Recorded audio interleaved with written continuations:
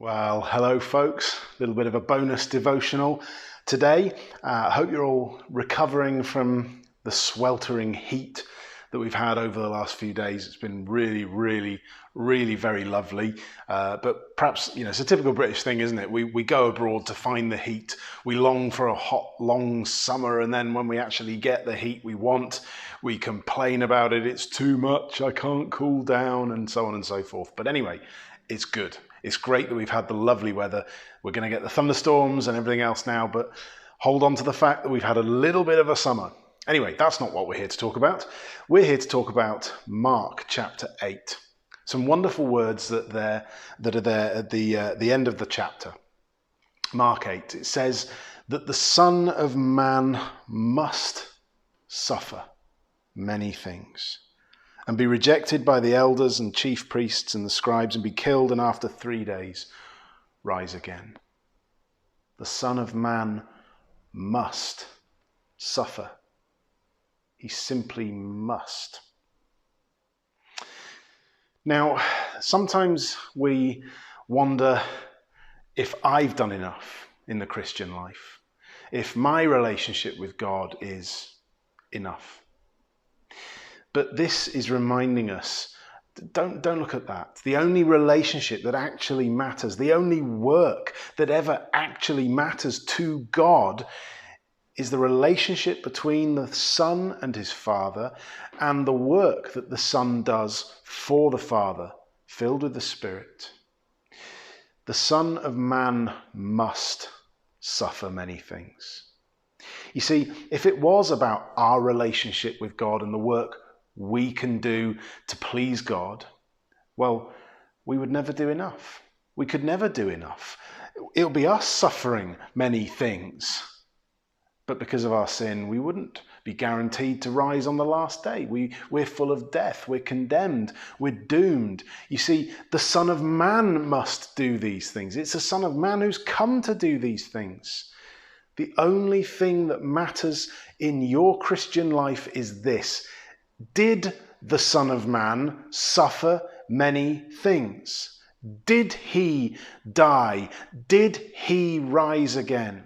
Because if the Son of Man did suffer these things, if he was rejected by heaven and earth, then he did die on that cross. He did endure the wrath of God at sin for all who believe. He did go down into death. He did trample death and step on the serpent's neck and crush all things under his feet. Did Jesus rise again from the dead? And the answer, wonderfully, is that yes, he did. That's what matters. Your life is hidden in Christ. It is hidden in he who has done these things. Your faith is secured by the work of Jesus. If you doubt today, don't look to yourself, don't look to your performance, don't look to your relationship with God, because that's always going to be sketchy. Look to Jesus. The Son of Man must do these things because we can't. Look to him. Did he? The answer is yes, he did. But then in Mark 8, what happens next? Peter rebukes Jesus. Like, how do you do that? Never, Lord. How do you say never, Lord? Stupid. But we're all like that. And Jesus doesn't mince his words. He says, get behind me, Satan. You see, this is where the battle really lies. Jesus must suffer and die and be rejected and raised again. That's the truth. That's what must happen for anyone to be saved. But the devil is going to try and get you to believe otherwise, like Peter here. And Jesus just calls it out. It's demonic. The idea that there's another way to be saved, that we could be right with God without the death and resurrection of Christ. And so your daily battle will be with that truth. The Son of Man must. Not me. It's not about me. I must do certain things. I must be punished by God. I must do all the work that pleases him. I must fight for my own humanity and raise it from death. It's It's ridiculous. We can't do it, but the devil will do it. He succeeded even with the great apostle Peter when Jesus was stood in front of him, when he'd seen all the wonderful miracles that Jesus had done. Even Peter's mind was deceived. The devil's lie is a powerful lie. So today, if you are worried about your faith, if you're struggling, doubting, if you're just downtrodden, remember the Son of Man must, not you.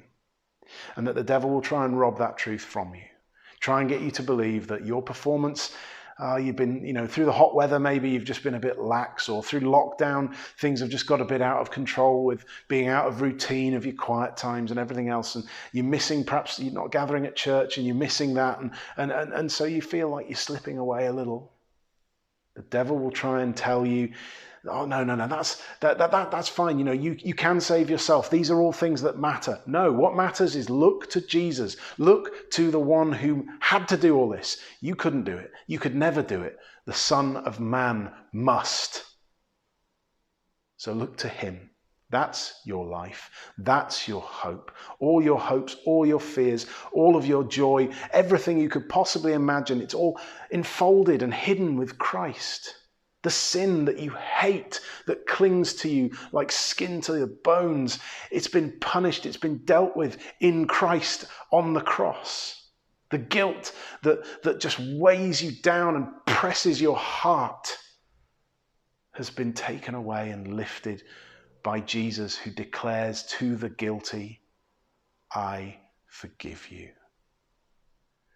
And perhaps the fear of living a long and lonely life is answered by the fact that Jesus says, I'll never leave you or forsake you.